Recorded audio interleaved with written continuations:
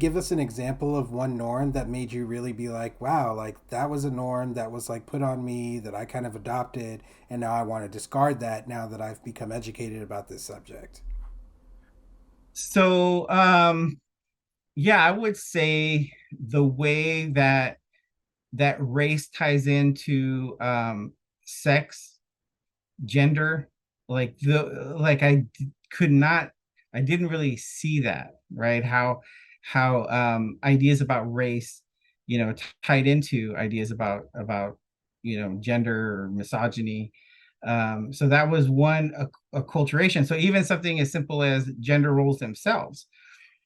So for example, in the and I'll go a little deep here, but um, there's a common I guess philosophy among evangelical conservatives called complementarianism, which means women and men have different roles in society. Right? Of course, men get all the leadership roles, and women just have their own areas of responsibility, but it ultimately, just like the Catholic Church and the male priests, is the men are the ones that are the leaders, decision makers, right, at the end of the day, and that have political power, right? That turns into necessarily political power.